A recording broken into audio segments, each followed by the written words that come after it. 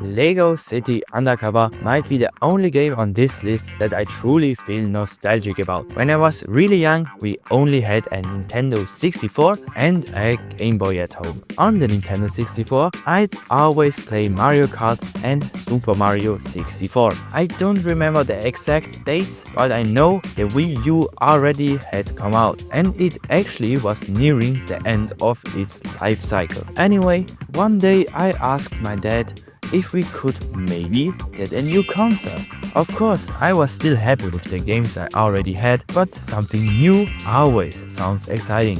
So he made me a deal. If I didn't eat any Nutella until Christmas, I get a new console. I agreed, and I actually pulled it off. And sure enough, on Christmas Eve, there it was under the tree. The Wii U Mario Kart 8 edition. But even more important, next to it was Lego City Undercover.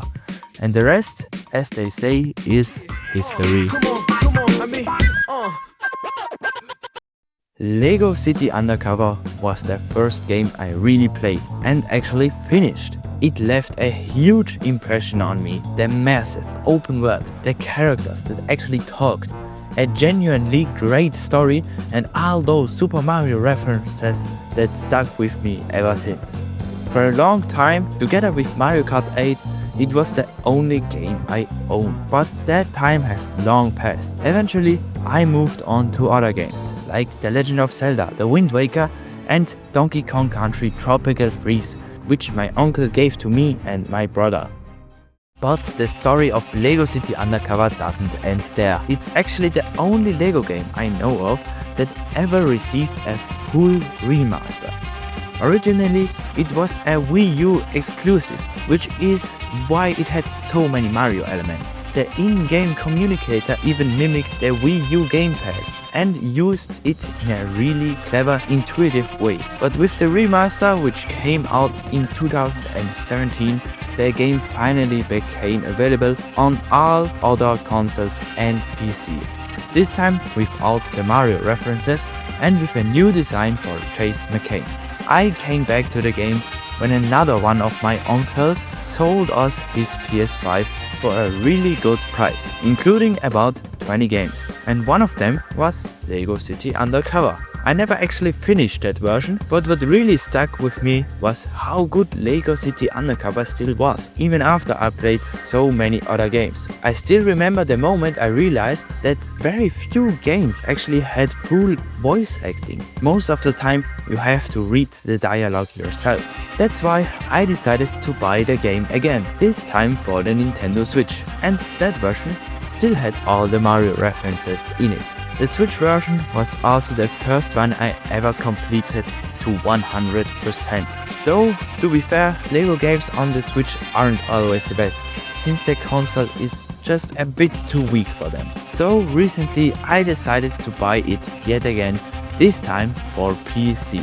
And yes, I completed it 100% all over again. So let's finally talk about the game itself.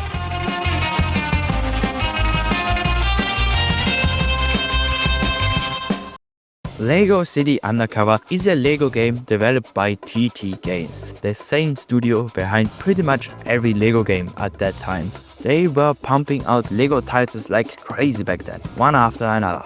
But Lego City Undercover really stands out, because it's the only Lego game based on an entirely original story with its own characters. The gameplay was also quite different. You only play as one character, Chase McCain, and the open world felt much more realistic.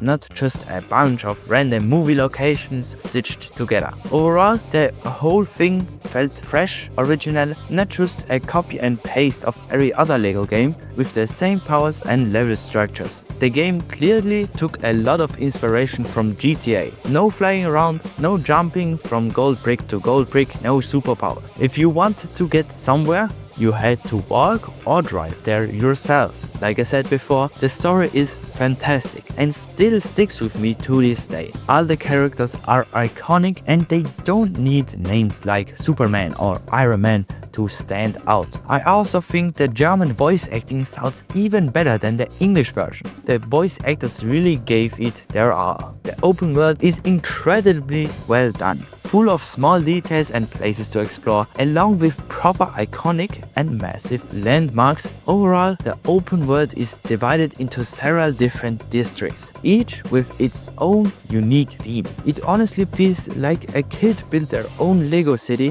where some houses look Italian, others American, and you've got a big park, a leaning tower, and even the Statue of Liberty. You can explore the world either on foot, by car, or even by boat or helicopter. And here, huge props to the developers. Every single vehicle feels completely unique and, depending on the type, surprisingly realistic.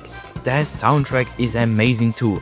Almost every track is super catchy and you can easily enjoy the music even outside of the game. Here, have a listen.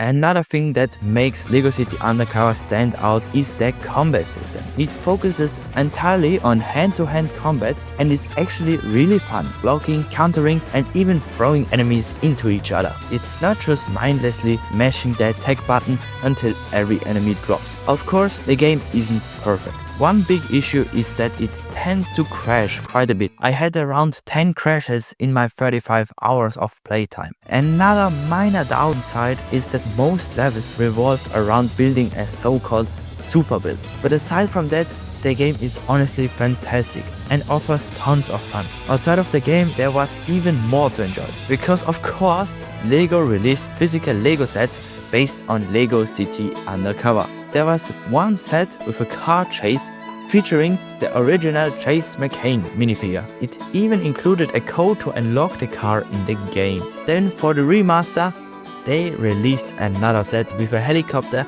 and the new chase design.